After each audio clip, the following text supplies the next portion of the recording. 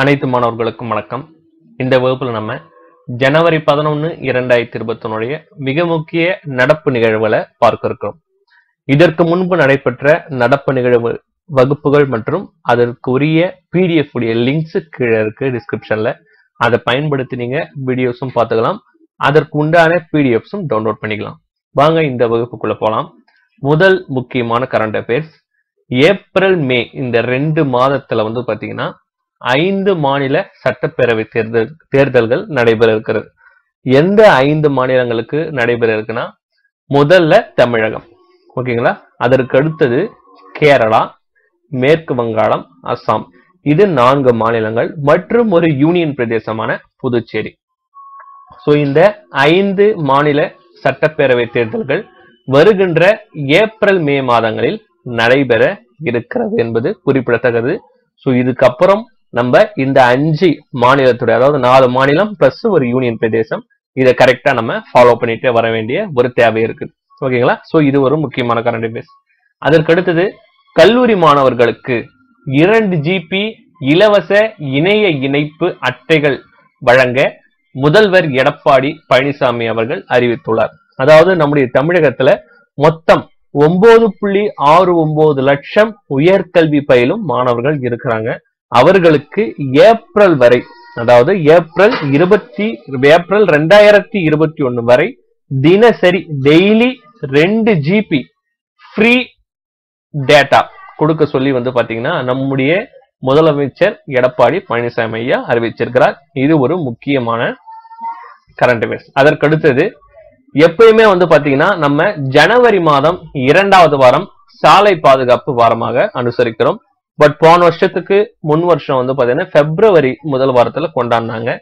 But எப்பவுமே நம்ம கொண்டாடுறது பாத்தீங்கன்னா ஜனவரி மாதம் 2வது வாரம், ஜனவரி 2வது வாரம் சாலை பாதுகாப்பு வாரமாக நாம் அனுசரிக்கிறோம். அதற்கு அடுத்தது, கரோனா தடுப்பூசி திட்டத்துக்கான அடித்தளம் கோவின் செயலி. சோ ஜனவரி போன கரண்ட் அஃபேர்ஸ்ல பார்த்தோம். ஜனவரி 16 பாத்தீங்கன்னா கிட்டத்தட்ட நம்முடைய நாட்டில் 3 கோடி பணியாளர்களுக்கு முதல் கட்டமாக தடுப்பூசி போடப்பட இருக்கிறது. அந்த தடுப்பூசி யாருக்கெல்லாம் போடணுமோ அவர்களுடைய விவரங்களை சேவ் பண்றதுக்கும் அவர்களை கரெக்டா ஃபாலோ பண்றதுக்கும், அது மட்டும் இல்லாம யாராவது பாத்தீங்கன்னா தடுப்பூசி போடணும் அப்படின்னு நினைக்கிறவங்க அதை ரிஜிஸ்டர் பண்ணலாம். ரிஜிஸ்டர் பண்ணிட்டீங்கன்னா எந்த ஆப்லன்னா இந்த கோவின் செயலி ஆப்ல ரிஜிஸ்டர் பண்ணலாம். ரிஜிஸ்டர் பண்ணிக்கலாம். நீங்க எந்த இடத்துல தடுப்பூசி போட்டுக்கணும், அதற்கு உண்டான டைம், அது மட்டும் இல்லாம அதை உங்களுக்கு மெசேஜாவே அனுப்பிச்சிருவாங்க. அந்த தகவல்கள் அனைத்துமே பாத்தீங்கன்னா இந்த கோவின் செயலி மூலமாக பாத்தீங்கன்னா கரெக்டா ஃபாலோ பண்ணப்படும். அதற்காக உருவாக்கப்பட்ட ஒரு செயலி தான் கோவின் செயலி. கரோனா தடுப்பூசி திட்டத்துக்காகவே உருவாக்கப்பட்ட செயலி தான் இந்த மத்திய அரசினுடைய கோவின் செயலி. ஞாபகம் வச்சுங்க, மிக மிக மிக முக்கியமான கரண்ட் அஃபேர்ஸ். அதற்கு அடுத்து பார்க்க போற கரண்ட் அஃபேர்ஸ் ரொம்ப முக்கியம். ஐநா அமைப்பில் இடம் பெறுகிறது இந்தியாவின் தேசிய பேரிடர் மீட்பு படை, அதாவது NDRF அப்படின்னு சொல்லுவோம், national disaster responsive force. National disaster responsive force இதனுடைய இயக்குனர் யார் அப்படின்னா SN பிரதான் என்பவர் தான் NDRF உடைய இயக்குனர் பிரதான், ஓகேங்களா. சோ ஐநா அமைப்புக்கும் பாத்தீங்கன்னா பேரிடர் மீட்பு படை இருக்குது. அந்த பேரிடர் மீட்பு படையில பாத்தீங்கன்னா ஒரு பகுதியா இந்தியாவுடைய தேசிய பேரிடர் மீட்பு படையும் அங்கீகரிக்கப்பட இருக்கிறது அப்படின்ட்டு யார் கூறி இருக்கிறாங்கன்னா SN பிரதான் அவர்கள் தெரிவிச்சிருக்கார். இதுக்கு முன்னாடி நம்ம நேபாளம் மற்றும் ஜப்பான், இந்த 2 நம்முடைய இந்தியாவுடைய சுற்று வட்டார பகுதிகளே நேபாளம் மற்றும் ஜப்பான், இந்த 2 நாடுகளுக்கு நம்முடைய தேசிய பேரிடர் மீட்பு படை அங்க போயிட்டு ஹெல்ப் பண்ணிருக்கு, மீட்டு இருக்குது. வேற எந்த நாடுக்கும் போனதில்லை. ஆனா இது பாத்தீங்கன்னா அந்த நாடுகளுக்கு இடையேயான ஒரு ஒப்பந்தத்தின் மூலம் தான் நம்ம போயிருக்கிறோம், ஓகேங்களா. பட் இந்த அங்கீகாரம் இந்த அங்கீகாரம் நமக்கு தரப்பட்டால் ஐநா அமைப்பு எங்க சொல்லுதோ அங்கெல்லாம் நம்முடைய இந்தியாவின் தேசிய பேரிடர் மீட்பு படை போயிட்டு அங்கு உதவும், மீட்பு பணிகளை மேற்கொள்ளும். சோ அந்த ஒரு அங்கீகாரம் கிடைப்பது மிக மிக முக்கியம், மிக மிக பயனுள்ளதாக இருக்கும் அப்படின்னு சொல்லப்பட்டிருக்கு. இதை யார் தருவாங்கன்னா சுவிட்சர்லாந்தை தலைமையிடமாக கொண்ட சர்வதேச தேடுதல் மற்றும் மீட்பு ஆலோசனை குழு இந்த அங்கீகாரத்தை வழங்கும் அப்படின்னு கூறப்பட்டிருக்கு. இது ஒரு முக்கிய அங்கீகாரமாக நம்முடைய இந்தியாவின் தேசிய பேரிடர் மீட்பு படைக்கு கிடைக்கக்கூடிய ஒரு முக்கிய அங்கீகாரமாக பார்க்கப்படுகிறது. இந்த இந்தியாவின் தேசிய பேரிடர் மீட்பு படை எந்த வருடம் தொடங்கப்பட்டது அப்படின்னா 2006ஆம் ஆண்டு தொடங்கப்பட்டது. எப்பயுமே ஒரு நியூஸ் படிக்கிறோம் அப்படின்னா அதற்கு உண்டான ஹிஸ்டரியும் கொஞ்சம் தெளிவா படிச்சுங்க.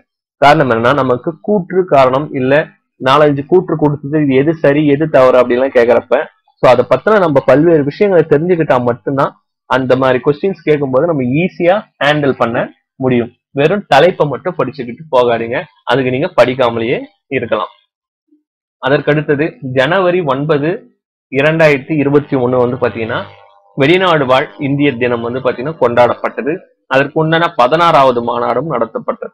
அது சம்பந்தமா வந்து பாத்தீங்கன்னா பிரவாசி பாரதிய சம்மான் விருது 5 பேருக்கு அறிவிக்கப்பட்டிருக்கு, 5 பேருக்கு தரப்பட்டிருக்கு. அது யார் யார் அப்படின்னா, முதல்ல அமெரிக்க இந்திய கூட்டாளர் மன்றத்தின் தலைவர் முகேஷ் ஆகி. இதை தயவு செஞ்சு மகப்பாச் பண்ணுங்க, ரொம்ப முக்கியமான கொஸ்டினுங்க இது, ரொம்ப ரொம்ப முக்கியம். ஸோ முதல் யார் அப்படின்னா அமெரிக்க இந்திய கூட்டாளர் மன்றத்தின் தலைவர் முகேஷ் ஆகி. அதற்கு அடுத்தது ஒரு அமைப்பு கொடுத்திருக்கிறாங்க, இந்திய சங்கங்களின் கூட்டமைப்பு கொடுத்திருக்கிறாங்க. அதற்கடுத்தது சுற்றுச்சூழல் தொழில்நுட்பத்தின் கீழ் அரவிந்த் புக்கான் என்பவருக்கும், இந்திய கலாச்சார மேம்பாட்டு பணிக்காக நீலு குப்தா என்பவருக்கும், மருத்துவத்தில் சிறந்த பங்களிப்பு தந்ததற்காக மருத்துவர் சுதாகர் ஜோனலகட்டா என்பவருக்கும் தரப்பட்டிருக்கு. மொத்தம் எத்தனை பேருக்கு? 5 பேருக்கு. முதல்ல யார் அப்படின்னா முகேஷ் ஆகி. அதுக்கு அடுத்தது இந்திய சங்கங்களின் கூட்டமைப்பு இருக்கு.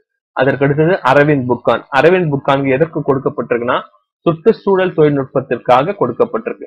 அதற்கடுத்தது நீலு குப்தா. நீலு குப்தாவுக்கு எதுக்கு கொடுக்கப்பட்டிருக்குன்னா இந்திய கலாச்சார மேம்பாட்டு பணிக்கு தன்னை அர்ப்பணிச்சதற்காக நீலு குப்தா அவர்களுக்கு கொடுக்கப்பட்டிருக்கு. சுதாகர் ஜோனலகட்டாக்கு மருத்துவத்தில் சிறந்த பங்களிப்பு தந்ததற்காக அளிக்கப்பட்டிருக்கு. மொத்தம் பிரவாசி பாரதிய சம்மான் விருது 5 பேருக்கு வழங்கப்பட்டிருக்கு. ஜனவரி 9 வெளிநாடு வாழ் இந்திய தினம், அது சம்பந்தமான 16வது மாநாடும் நடைபெற்றது இதே ஜனவரி 9ஆம் தேதி. வெளிநாடு வாழ் இந்திய தினம் நாம் எதுக்கு கொண்டாடுறோம்? 1915 ஜனவரி 9 தென்னாப்பிரிக்காவிலிருந்து காந்தியடிகள் இந்தியாவிற்கு திரும்பினார். அதை நினைவு கூறும் வகையில் நாம் இந்த தினத்தை வெளிநாடு வாழ் இந்திய தினமாக கொண்டாடுகிறோம் என்பது குறிப்பிடத்தக்கது. ஓகேங்களா? ஸோ இந்த பதிவுல நம்ம பார்த்த எல்லா கரண்ட் அஃபேர்ஸுமே ரொம்ப ரொம்ப ரொம்ப முக்கியமானது. முடிஞ்ச அளவுக்கு எவ்வளவு விளக்கணுமோ அந்த அளவுக்கு நான் உங்களுக்கு விளக்கி சொல்லியிருக்கிறேன். கரெக்டா வந்து பாத்தீங்கன்னா இதை படிச்சுங்க. ஸோ இந்த பிடிஎஃப் மட்டும் இல்லாம இதற்கு முன்னாடி நடைபெற்ற அனைத்து நடப்பு நிகழ்வுடைய பிடிஎஃப் கீழே டிஸ்கிரிப்ஷன் லிங்க்ல கொடுத்துருக்கேன். அதை பயன்படுத்தி நீங்க கொஞ்சம் தெளிவா ரெடி ஆயிடுங்க. டெய்லி நம்ம 10 நிமிஷம் ஸ்பெண்ட் பண்ணா போதும். ஸோ எக்ஸாம் எப்போ வச்சாலும் நம்ம என்ன பண்ணலாம், கரண்ட் அஃபேர்ஸ்க்கு தனியா படிக்க தேவையில்லை, ஒரு முறை மட்டும் ரிவிஷன் பண்ணா போதும் அப்படின்ற லெவலுக்கு ஆயிடும். ஸோ எனவே தொடர்ச்சியா நம்முடைய வகுப்புகளை ஃபாலோ பண்ணிட்டே வாங்க. அடுத்த ஒரு முக்கியமான பதிவுல நான் உங்களை சந்திக்கிறேன். நன்றி, வணக்கம்.